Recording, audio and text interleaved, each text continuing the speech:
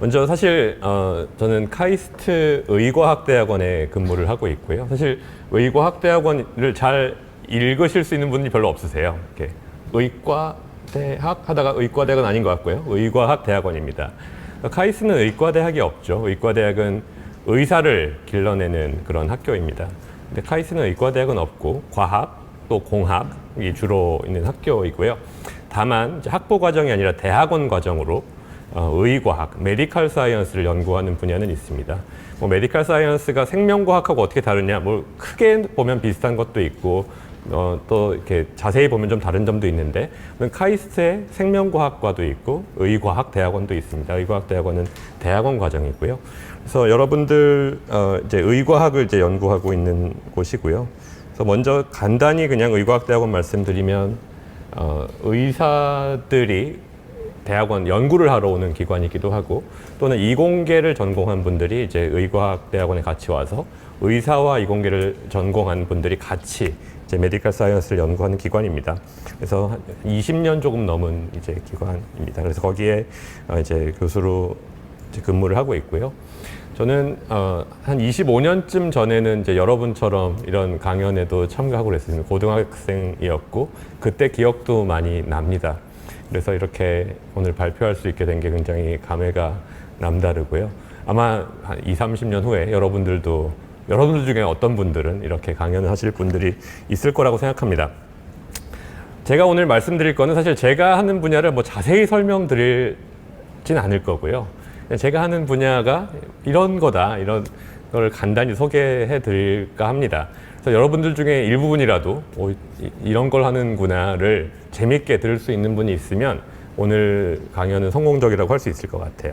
그래서 먼저 어떻게 시작할까 고민하다가 먼저 이 질문 하나 가져왔습니다. 여러분들 중에 과학을 좋아해서 여기 오신 분들도 있을 거고 그냥 어쩌면 부모님이 가라고 해서 오신 분들도 있을지도 모르고 이제 바쁘잖아요. 여름방학이 더 바쁜 것 같은데 이렇게 오셨는데 먼저 이 질문을 한번 생각해 보시면 좋을 것 같아요. 과학 연구란 도대체 뭘까?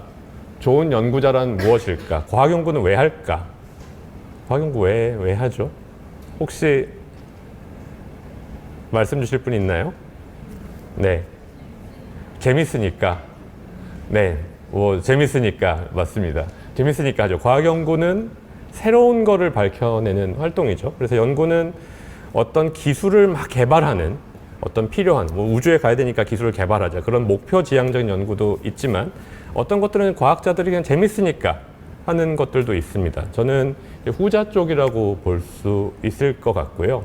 그래서 제가 재밌는 거를 그냥 막 하는 활동이죠. 그죠?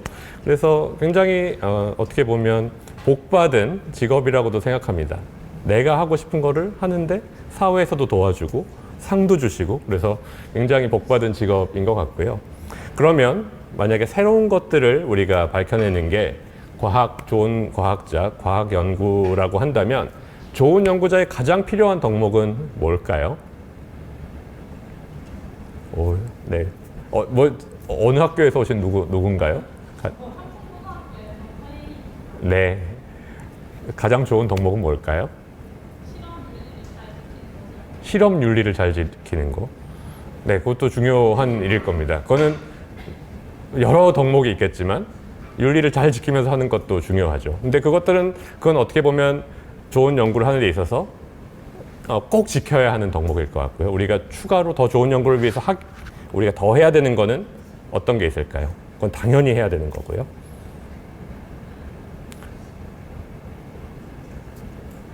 혹시 얘기할 수 있는 분? 네, 남학생? 실험이 실패하더라도 계속 도전하는, 네, 맞습니다. 그것도 필요합니다. 한 분만 더 들어볼까요? 네. 계속해서 의문을 갖는, 네. 비슷한 것 같습니다. 가장 제가 여러분들께 드리고 싶은 거는 좋은 질문을 내는 거라고 저는 말씀드리고 싶어요. 보통 우리는 학생 때, 고등학생 때 주어진 문제를 풀죠. 잘 풀죠. 그러니까 잘 기억했다가 문제를 선생님들이 내면은 풀지 않습니까? 근데 연구를 한다는 건 조금 다른 활동인 것 같아요. 질문을 자기가 냅니다. 그리고 자기가 풀어요. 그러니까 좀 이상하죠? 그러면 쉬운 질문을 낼 수도 있고 아주 어려운 질문을 낼 수도 있습니다. 근데 쉬운 질문을 내면 그 뭐 다른 사람들이 그 질문을 못 하러네. 굉장히 쉬운 질문을 내면 그런 평가를 받을 수도 있고요.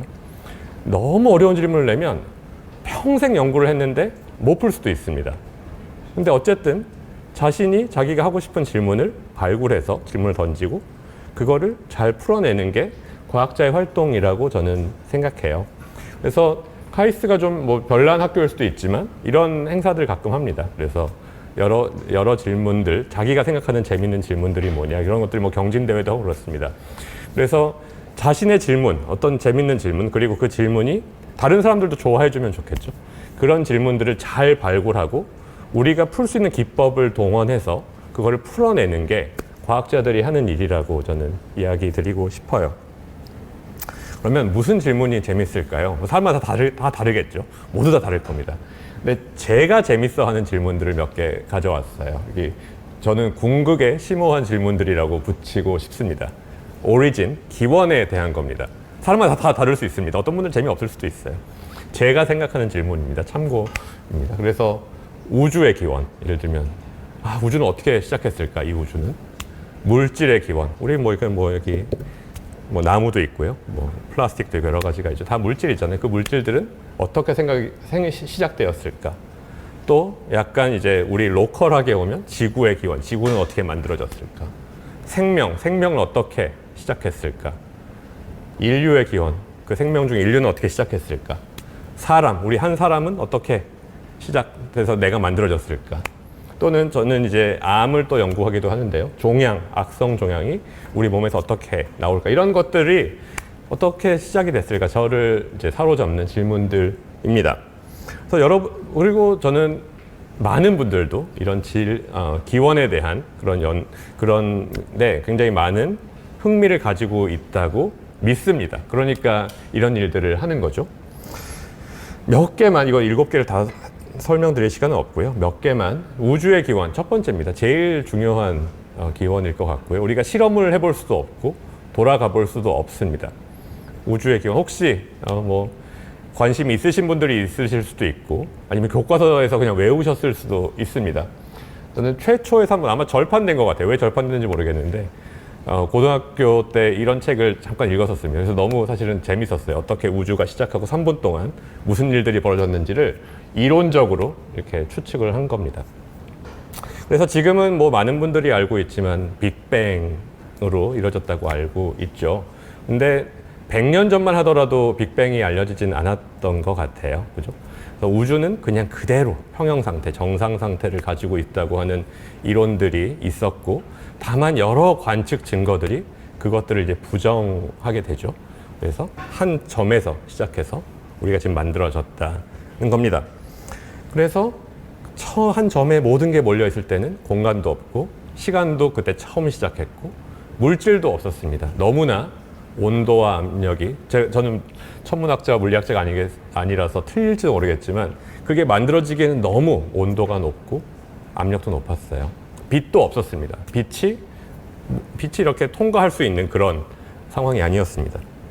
그래서 빅뱅 이론이 있다가 결국은 이 발견으로 이제 빅뱅이 완전히 이제 지지를 얻게 되죠. 혹시 아시는 분도 있을지 모르겠습니다. 이게 우주 배경 복사입니다. 그래서 38만 년 우주가 시작되고 38만 년 정도에 이제 빛이 분리가 됩니다. 그때 만들어진 빛이 지금도 우주 공간을 떠다니고 있어요. 굉장히 약하지만. 그래서 이 아노 펜지어스와 우드로 윌슨이라는 이 두 분이 벨 연구소에 근무를 하던 분이었는데 이분들이 전파망원경을 만듭니다. 약간 개조해서 만들어요. 그래서 전파망원경을 해보는데 너무 잡음이 심한 거예요. 처음에는 그 잡음이 왜 날까? 보니까 그 전파망원경에 비둘기 이 배설물이 있어가지고 그것 때문에 나오는가 하다가 결국은 이 잡음이 실제 우주 전역에 퍼져 있는 그 우주 배경 복사라는 거를 나중에 알게 됩니다. 이분들은 천문학자는 아니었어요. 근데 우연히 이거를 발견하게 되고 그거 빅뱅의 증거죠. 빅뱅 때 일어났던 어떤 흔적을 찾은 겁니다. 그래서 1978년에 두 분이 노벨 물리학상을 받습니다. 굉장히 우연히 받은 거라고도 할 수 있고 아니면 이런 전파망원경을 잘 만드셨기 때문에 받았다고 할 수 있죠. 그래서 이런 우주의 기원 굉장히 재밌는 질문인 것 같고요. 2, 3, 4번은 스킵하고요. 네 번째는 인류의 기원. 어떻게 사람이 처음 나왔을까? 그러면 뭐 여기 오스트랄로피테쿠스도 있고 뭐 호모 하빌리스, 이렉투스, 네안데르탈린, 호모 사피엔스 뭐 이렇게 우리 화석 이런 증거들을 알고 있죠. 근데 이게 단선적으로 온 건 아닙니다. 호모 여기 예를 들면 네안데르탈린이 우리로 진화한 건 아니에요. 네안데르탈린은 우리의 사촌쯤 되는 사람들이고 그분들은 이미 돌아가셨습니다. 다 멸종됐습니다. 그래서 제가 역시 또 하나 읽었던 재밌는 책, 최초의 인류 그런 책들을 보면 이런 역사들이 화석부터 시작해서 쭉 나옵니다. 한번 읽어보셔도 좋을 것 같아요. 그래서 우리 인류가 어떻게 시작했을까? 아직은 잘 모르죠. 잘 모르지만 유전체 DNA 시퀀싱을 해보니 사람들이 이제 알게 된 게 있습니다. 그래서 약 50만 년쯤 전에 네안데르탈린과 현생 인류가 갈라지고 현생 인류가 크게 아프리카에 시작해서 네다섯 군데로 퍼졌거든요. 그래서 남아프리카, 부시맨이라고 하는 산족, 그다음에 요르바, 서아프리카에 있는 분들, 그다음에 아프리카를 나와서 호주 쪽에 간 사람, 그다음에 아시안, 그다음에 유럽으로 간 사람들 이렇게 다 나뉘어지죠. 다 인류지만 이렇게 나뉘어집니다. 재밌는 거는 네안데르탈린의 유전자가 완전히 없어지지 않았습니다. 아프리카 밖으로 나온 사람들이 네안데르탈린과 결혼을 한 거죠. 그래서 우리 아프리카 밖으로 나온 사람들 유전자의 한 4% 정도는 네안데르탈린에서 온 거라고 알려져 있습니다. 아프리카인에는 그게 이제 남아있지는 않아요. 그래서 이거를 DNA 시퀀싱을 처음 이제 발견한 분이 스반테 파보라는 분이죠. 그래서 2022년에 노벨 생리의학상을 이제 받으셨습니다. 뭐 굉장히 재밌죠? 그러면 사람, 오늘 말씀드릴 거는 사람입니다. 여러분 그리고 저 모든 분들 여기 계신 분들이 어떻게 생겨났을까? 그렇죠? 우리 몸이 굉장히 많은 세포로 이루어져 있잖아요. 어떻게 우리가 만들어졌을까? 사실 많이 아는 것 같지만 잘 모릅니다. 과거에 지금부터 한 400년 전으로 가보면 전성설이라는 이런 이론들이 많이 있었어요. 사람 안에 이미 사람이 만들어져 있는 거죠. 그때 현미경이 처음 나왔거든요. 그래서 정자를 보기 시작합니다. 그래서 이게 정자를 그린 거예요. 그 안에 사람이 있죠, 이렇게. 그죠? 그래서 사람이 이미 그 안에 다 포함되어 있다. 그게 이미 만들어져 있다. pre-formationism. 미리 만들어져 있다는 겁니다. 근데 이거는 아주 크리티컬한 약점이 있어요. 여러분 이런 그림 치즈 아시나요? 보면은 이게 레핑카우 치즈잖아요. 보면은 요 소 안에 귀걸이를 하고 있는데 치즈 귀걸이는 또 소가 있습니다. 그럼 귀걸이가 또 있겠죠? 그건 또 소가 있겠죠? 계속 소가 있어야 됩니다. 그러면 사람이 만들어져 있으면 요 작은 사람 안에 정자에 있는 작은 사람 안에 또 조그만 사람이 있어야 될 거 아니에요. 계속 들어가야 됩니다. 그죠?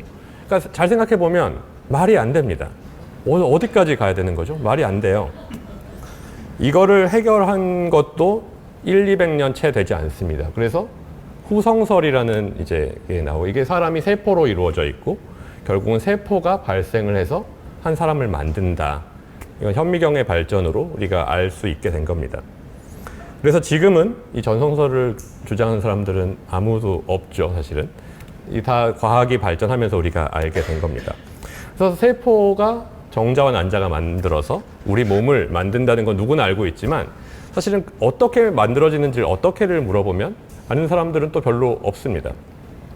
그래서 그게 제가 풀고 싶은 어떤 질문이에요. 그럼 첫 번째, 먼저 질문을 하나 내겠습니다.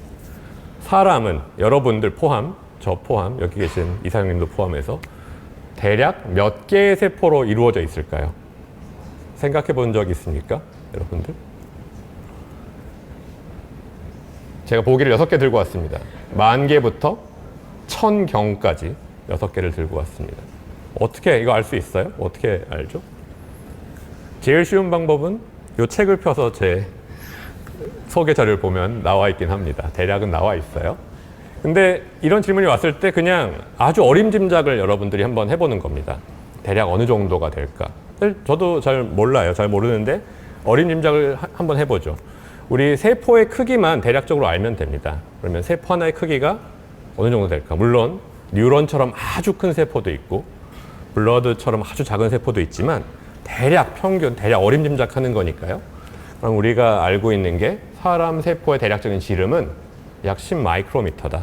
10의 마이너스 5승 5제곱의 미터다.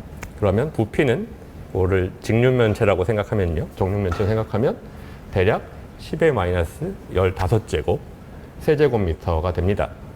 그러면 1세제곱미터의 질량이 1000kg이거든요. 1톤입니다. 1000kg.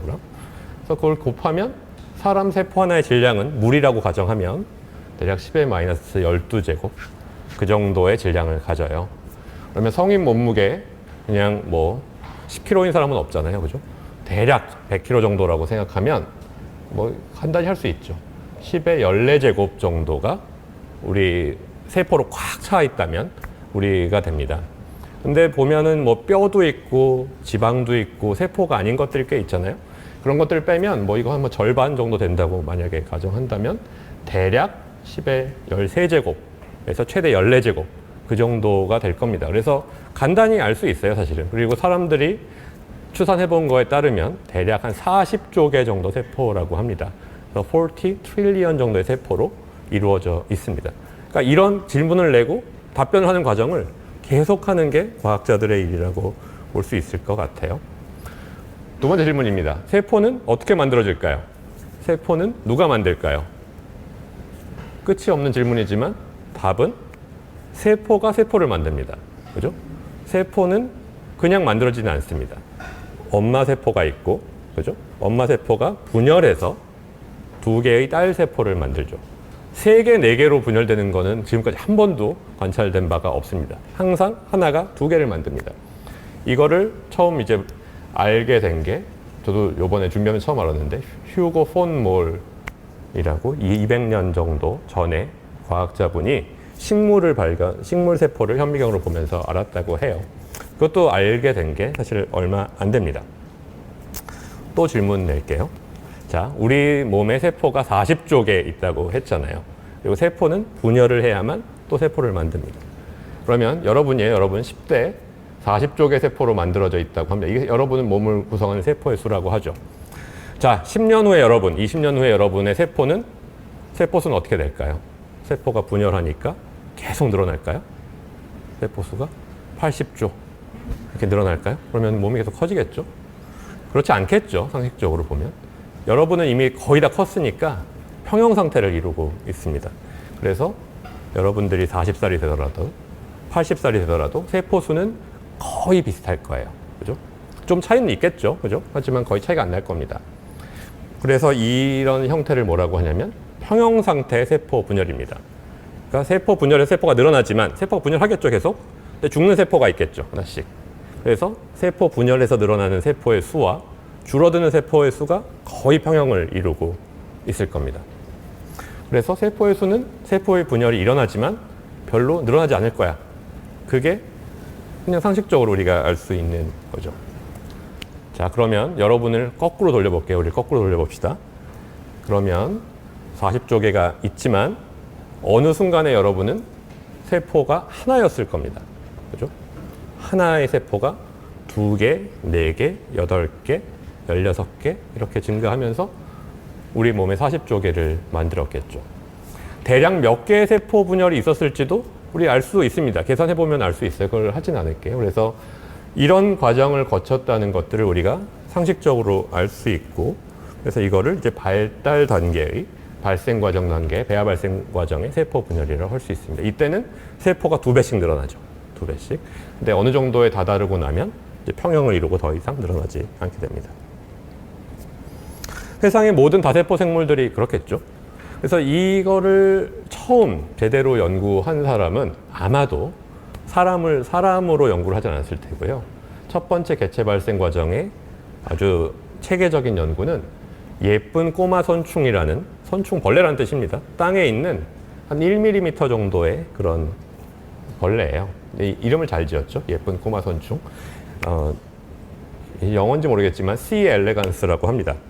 근데 이 생물의 아주 특이한 점은 몸에 있는 세포의 수가 항상 일정합니다. 우리는 조금씩 다를 거 아니에요. 40조라고 하지만 모든 사람들이 세포의 수가 똑같을 리는 없지 않습니까? 이 선충은 959개의 체세포로 이루어져 있어요. 똑같습니다. 모든 벌레 개체들이 똑같습니다. 또 하나는 몸이 투명해요. 그래서 우리는 우리 몸의 세포를 볼 수가 없죠. 실제로. 몸이 투명하지 않으니까요. 사람을 투명하게 만들 수도 없고요. 근데 얘는 투명합니다.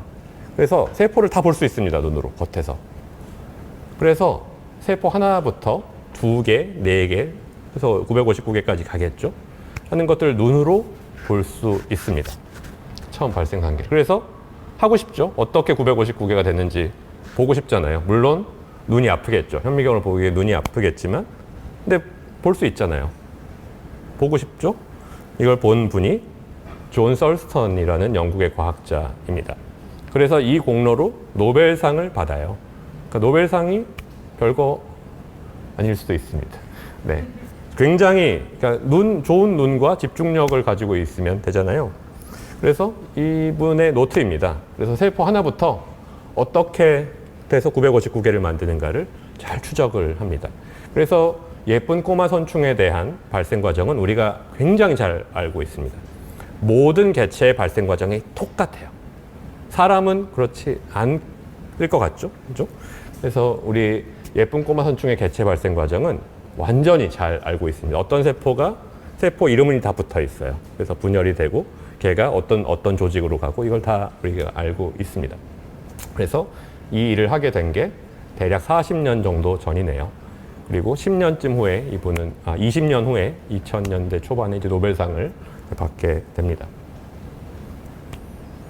그런데 선충, 벌레의 발생 과정을 잘 알았다고 해서 거기서 안 거를 사람에게 적용할 수는 없잖아요. 그죠? 그렇다고 사람의 발생 과정을 하기도 어려우니까 모델 생물들, 쥐나 아니면 생쥐 또는 원숭이들 우리 관찰할 수 있겠죠. 그래서 그 관찰을 합니다.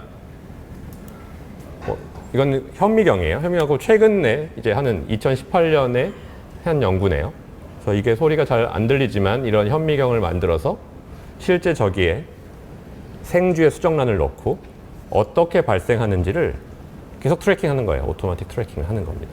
그러니까 이거는 눈으로는 더 이상 불가능합니다. 쥐가 투명하지도 않고. 그죠?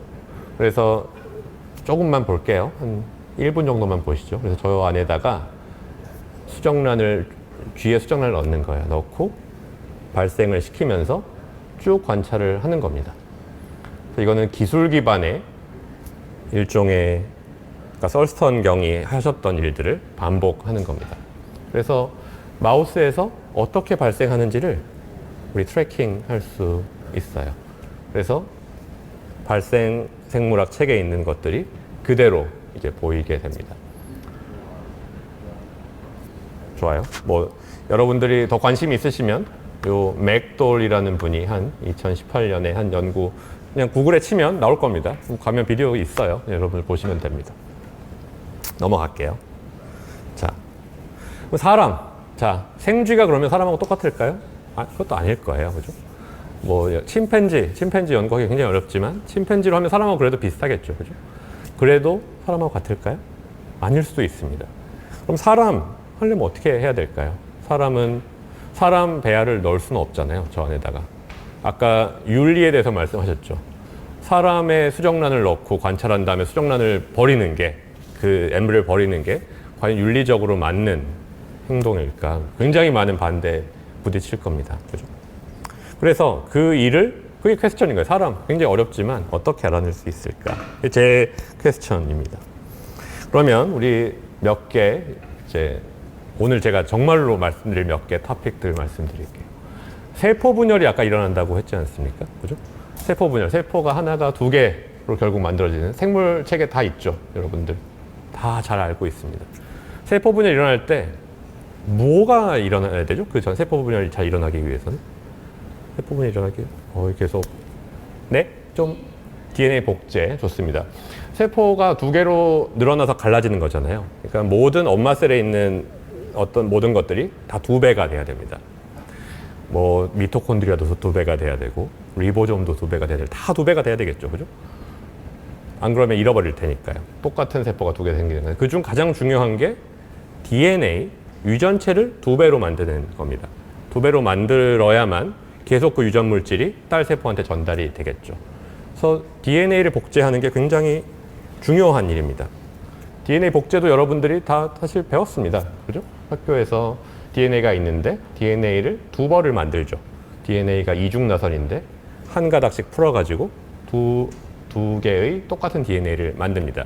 이게 DNA의 복제 과정이죠. 그러면 여기까지는 아는데 세포 분열을 위해서는 도대체 인간의 유전체 크기가 얼마나 될까? 몇 개의 염기쌍을 복제를 해야 복제가 됐다고 할 수 있을까요? 인간의 DNA의 길이는 얼마일까요? ACGT로 이루어져 있다고 하죠. ACGT가 몇 개나 있을까요?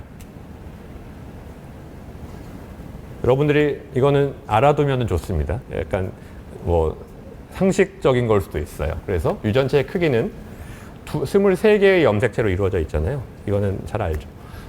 그 23개의 염색체를 만드는 ACGT의 개수를 하나하나씩 세보면 대략 30억, 3빌리언이 되어 있다고 이야기합니다. 30억 개가 10의 9제곱, 그죠? 30억 개로 이루어져 있습니다.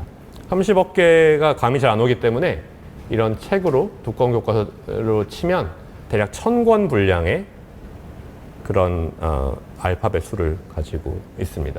30억 그냥 기억해 두세요. 3빌리언. 그러면 세포는 굉장히 힘든 겁니다. 분열을 해야 돼요. 그죠? 발생 과정 동안에 세포를 계속 2배씩 만들잖아요. 하루에 한 번씩 일어납니다. 그동안에 DNA 복제를 해야 됩니다. 몇 개를? 30억 개를. 사실은 60억 개예요. 왜냐하면 염색체가 2N이잖아요. 2벌이 있지 않습니까? 한 벌이 30억 개고 2벌이 있으니까 60억 개를 복제를 해야 됩니다. 이 책을 베껴 쓰는 거예요. 얼마나 힘들겠습니까? 그죠?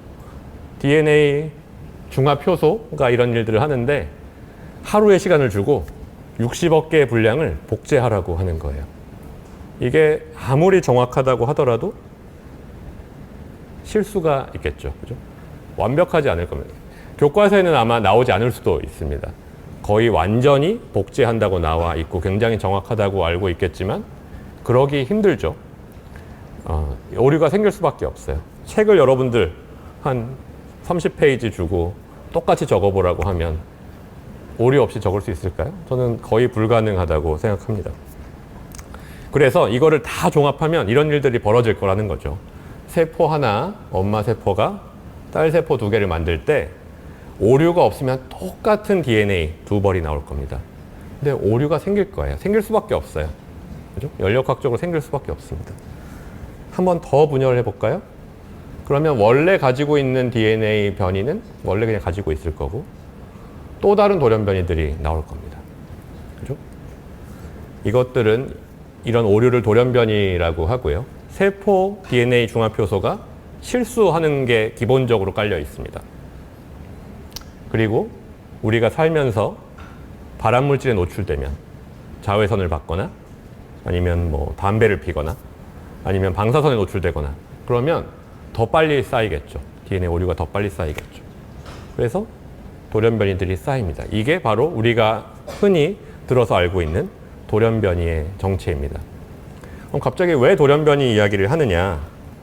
우리가 사람은 추적할 수가 없잖아요. 세포를 우리가 볼 수도 없고 엠브리오를 뗄 수도 없습니다. 하지만 이렇게 일어날 거라는 건 알아요. 그죠? 세포가 2세포기, 4세포기 쭉 와서 우리의 세포들을 다 만들 거라는 건 알고 있습니다. 만약에 매 세포마다 돌연변이가 일어난다면 어떻게 될까요? 자, 2세포기의 2세포에서 각각 돌연변이, 서로 다른 DNA 돌연변이가 생겼습니다.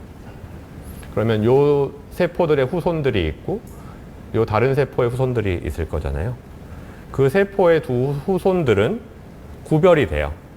뭘로 구별이 되냐면 요 DNA 돌연변이로 구분이 되는 거죠. 그래서 후손 세포들에서 요 DNA 단일 세포를 뗀 다음에 돌연변이가 있는지 없는지 물어보면 자, 첫 번째 세포의 후손인지 두 번째 세포의 후손인지를 알 수 있게 됩니다. 그래서 사람도 이런 우리 엠브리오제네시스 연구를 할 수 있는 거예요.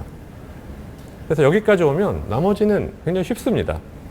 그냥 굉장히 상식적인 거예요, 여러분. 그래서 우리 몸에서 세포를 뗍니다. 뭐 저희 혈액에서도 좀 떼고, 내시경에서, 대장에서도 떼고, 위에서도 떼고, 뭐 뗄 수 있는 세포를 뗍니다. 그래서 세포 하나씩을 분리를 한 다음에 DNA 서열 분석을 하는 거죠. 그래서 그 중에 돌연변이 1번을 공유하는 친구들이 있을 거고, 그러면 걔네들은 첫 번째 세포에서 왔겠네. 이 세포기의 첫 번째 세포에서 왔겠네. 또 다른 세포들, 다른 돌연변이를 가지고 있는 거는 또 다른 이 세포기의 다른 세포에서 왔겠네를 재구성할 수가 있습니다. 그래서 이거는 우리의 성인의 어떤 신체를 이용해서 DNA 세포를 뗀 다음에 DNA 서열 분석을 함으로써 하는 과정을 통해서 우리 세포의 근연 관계를 알 수 있습니다. DNA 서열을 어떻게 읽을 수 있을까? 생거라는 분이 처음 DNA 서열 분석을 만들었습니다. 이분은 노벨상을 2번 탔어요. 하나는 단백질 서열, 또 하나는 DNA 서열 분석하는 걸해서 2번 탔습니다. 지금까지 노벨상 2번 탄 분이 5분이 있는데 그 중에 한 분입니다. 그런데 이거는 눈으로 보잖아요. 굉장히 느립니다. 아까 30억 개를 눈으로 볼 수는 없죠. 우리 인간 유전체를 할 수는 없습니다. 최근에 자동화된 더 빠른 기술들이 나왔습니다. 그거를 NGS라고 합니다. 그래서 이제는 굉장히 빠르게 하루 이틀이면 사람의 유전체, 단일 세포 유전체를 읽을 수 있는 그런 시대가 왔습니다. 비용도 굉장히 떨어졌어요. 그래서 20년 전에, 25년 전에는 인간의 DNA 서열을 전체를 읽는데 1,000억 원 정도의 돈이 들었습니다. 엄청 비싸죠. 지금은 10만 원 정도면 할 수 있습니다. 굉장히, 그래서 연구를 해보면, 자, 수정란 이세포기 갈 때 처음에는 대략 돌연변이가 3개쯤 생기고요. 그 다음에는 돌연변이가 계속 세포 분열당 하나 정도씩 생겨요. 그래서 이런 연구를 이제 할 수 있습니다. 그래서 우리 몸에서 세포를 뗀 다음에 돌연변이를 찾고, 돌연변이를 공유하는 돌연변이를 바탕으로 어떤 세포들이 서로 가까운지, 어떤 세포들이 서로 같은 세포에서 출발했는지를 완전히 재구성할 수가 있습니다. 그래서 어려운 것 같지만 사실은 굉장히 상식적인 일을 하고 있는 거예요. 이렇게 무슨 마법 같은 일을 하고 있는 게 아닙니다. 그래서 세포 한 사람에서 세포를 한 100개쯤 떼서 한번 해봅니다. 돼요. 됩니다. 잘 됩니다. 그래서 그 과정에서 여러 가지를 우리가 배울 수 있습니다. 뭐 자세한 것들을 말씀드리지는 않을 거고요. 그래서 대표적인 하나는 우리 이세포기의 두 세포가 동일하지 않다는 겁니다. 두 세포가 우리 몸을 반반씩 만드는 게 아니라 한쪽이 항상 더 도미넌트한 그런 것도 이제 알게 되고요. 실험적으로도 증명이 되고, 또 어느 세포가 언제 어떻게 분화되는지도 우리 알 수 있습니다. 자세한 건 말씀 안 드릴게요. 그러니까 DNA 변이를 시계처럼 삼아가지고 우리의 발생 과정을 대략 볼 수 있습니다. 또 미토콘드리아라는 것도 있죠. 미토콘드리아 우리 세포의 소기관인데 에너지를 만들어내는 소기관이고요. 얘는 따로 DNA가 있습니다. 그래서 우리 세포 안에는 미토콘드리아가 대략 한 100개에서 1000개쯤 있고 각각이 다 DNA 돌연변이를 가지고 있는데, 해보면 수정란에 그 미토콘드리아가 굉장히 퓨어하진 않다. 굉장히 다른 특성을 가지고 있는 미토콘드리아 변이가 있다는 것도 알 수 있게 됩니다. 마지막 하나만 말씀드리면, 바바라 맥클린톡이라는 과학자가 있습니다. 굉장히 좋아하는 과학자인데 1983년도에 노벨 생리의학상을 받으셨어요. 이분은 뭘 했냐면, 저는 옥수수 굉장히 좋아하는데 색깔이 다르잖아요. 별 신경 안 쓸 수도 있는데 옥수수의 색깔이 다르다는 거를 연구한 분입니다. 어떻게? 똑같은 나달이 같은 유전자를 가지고 있는데 색깔이 다를까? 결국은 알아내신 게 뭐냐면, 이 유전자 변이가 유전체 안에서 점핑하는 어떤 거에 의해서 계속 깨지거나 다시 만들어지거나 한다는 겁니다. 그래서 유전체 DNA가 아주 안정적이지는 않고 이런 변화를 일으킬 수 있다는 거를 하신 분인데, 저 인간에서도 비슷한 일들이 일어나고 있습니다. 아까 싱글셀 DNA 시퀀싱 해서 해보면 굉장히 우리 발생 시기에 이런 점핑 유전자들이 우리 DNA 유전체를 부수고 있다. 그런 것들도 이제 알 수 있게 됩니다. 미래에는 저희 한 거는 한 사람에서 세포 몇백 개 정도를 사실은 본 거예요. 우리 40조 개라고 했잖아요. 미래에 정말 기술들이 발전하면 40조 개까지는 아니더라도 한 사람에서 1억 개의 세포를 가지고 비슷한 일을 할 수 있겠죠. 그러면 1000억 개를 가지고 할 수도 있겠죠. 그러면 우리 인간의 발생 과정을 거의 완전하게 재구성할 수 있게 될 겁니다. 여러 사람들 해보면 발생 과정이 어떻게 다른지도 알 수 있게 될 겁니다. 1000억 개를 어떻게 해요? 아니, 할 수도 있습니다. 우리 25년 전에 한 사람 지놈 시퀀싱 하는데 1000억 원이었다니까요. 지금 10만 원으로 떨어졌습니다. 그게 100원, 10원 가지 않으리라는 보장이 있을까요? 그렇게 갈 수도 있어요. 그러면 해낼 수 있을 겁니다. 그래서 미래에는 아마도 인간의 발생 과정을 굉장히 더 잘 알 수 있게 될 거다. 예, 제가 드리는 말씀이고요. 그래서 오늘 드릴 마지막은 간단합니다. 인간 유전체 기술이 굉장히 발전했고 배아 발생 과정에서 일어나는 일들을 새롭게 규명할 수 있게 됐다. 의미 있는 질문이 굉장히 중요합니다. 질문을 잘 던지고 새로운 기술을 적용하면 문제를 풀 수 있겠죠. 오늘 몇 분의 노벨상 수상자들 말씀드렸는데 굉장히 당연해 보이는 것들의 질문을 가지고 했던 분들이에요. 그러니까 그런 질문을 잘 우리 찾아내서 연구한다면 그리고 여러분들 중에 노벨상 수상자가 나올 수 있을 거라고 저는 기대합니다. 생각합니다. 마지막으로 이렇게 제가 발표할 수 있게 자리를 마련해 주신 분자세포 생물학회 그리고 경암교육문화재단에 큰 감사를 드립니다. 감사합니다.